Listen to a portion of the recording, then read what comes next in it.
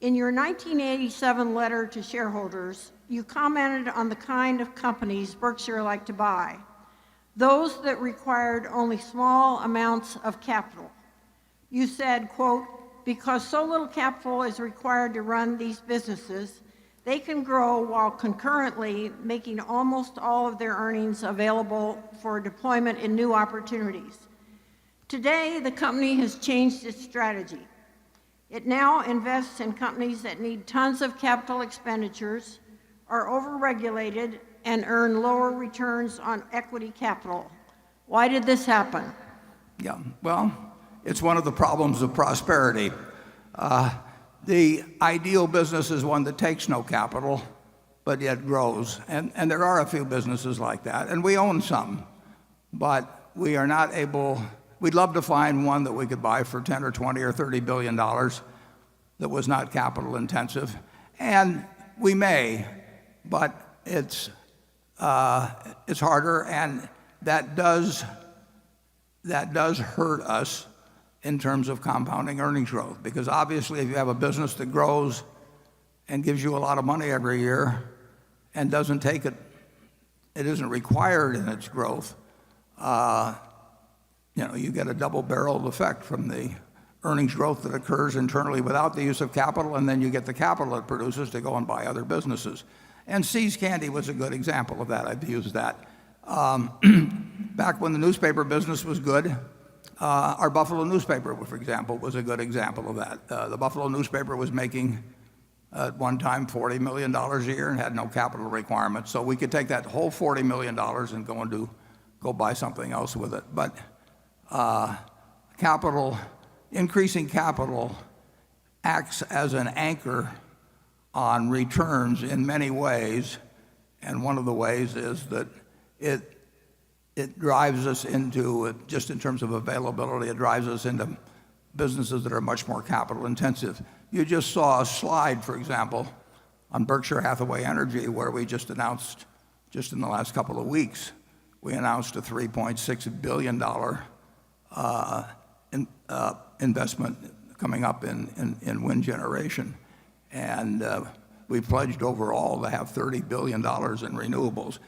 Anything that Berkshire Hathaway Energy does, anything that BNSF does, takes lots of money.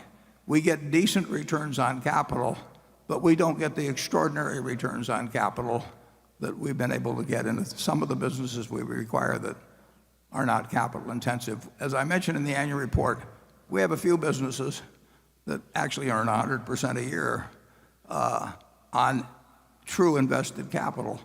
And clearly that's a different sort of operation than something like Berkshire Hathaway Energy, which may earn 11 or 12% on capital, and that's a very decent return.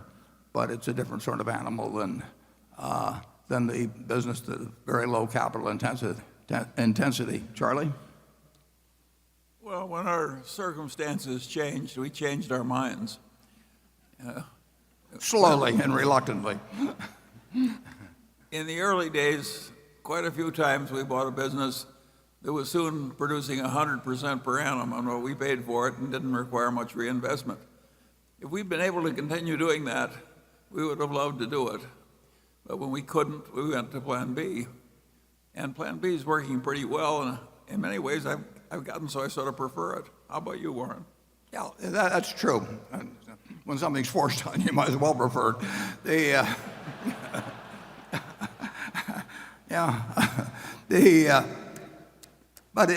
We knew that was going to happen.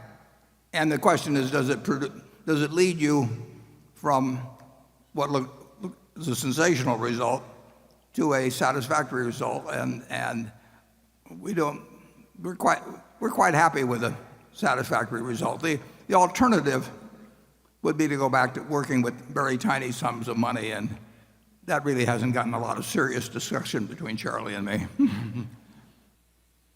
Okay, station 3.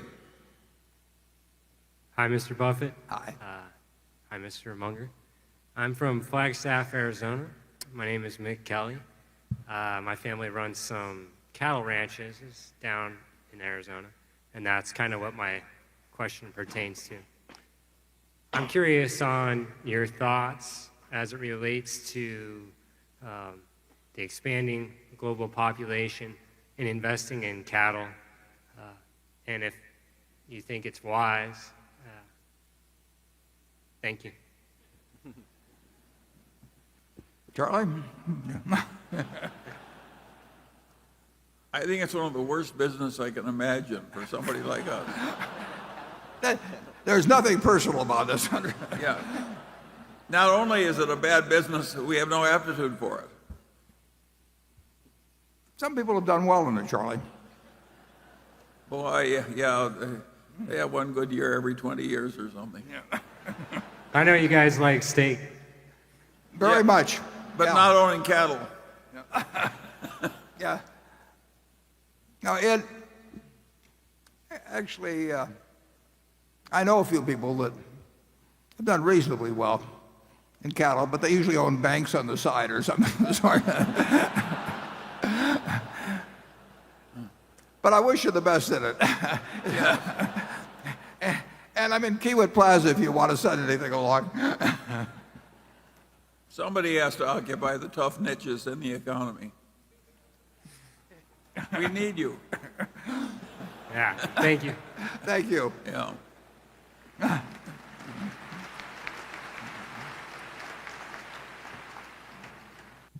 Mr. Buffett, in your annual shareholder letters and during interviews, and even today, your sense of humor always shines through. Where does your sense of humor come from? Please tell us. Thank you. That's just the way I see the world. It's a very interesting and in times very humorous place. And actually, I think Charlie has a better sense of humor than I have, so I'll let him answer where he got his.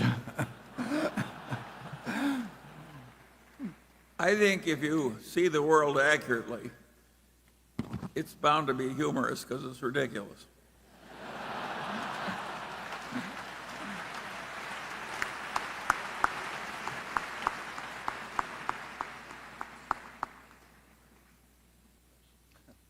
Hi, Charlie and Warren. My name is Mindy Jensen, and I'm from Longmont, Colorado. I work for the largest real estate investing social network online called BiggerPockets.com. We're seeing investors starting to get concerned that the real estate market is a bit frothy, similar to the run-up of 2005, 6, and 7 that led to the crash in 2008. Warren, in 2012, you told Becky Quick that if you had a way to easily manage them, you'd buy 100,000 houses and rent them out. How do you feel about the real estate market today? It's not as attractive as it was in 2012. We're not particularly better at predicting real estate markets than we are stock markets or interest rate markets, but there's certainly, and it's driven to some extent by these low interest rates, but there are certainly properties that are being sold at very, very low cap rates that strike me as having more potential for loss than gain. But again, if you can borrow money for very, very little and you think you're getting into some very safe asset 100 basis points or 150 basis points higher, there's a great temptation to do it.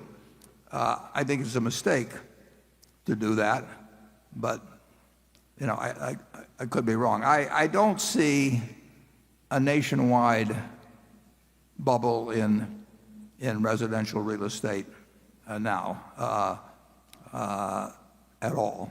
I think in a place like Omaha or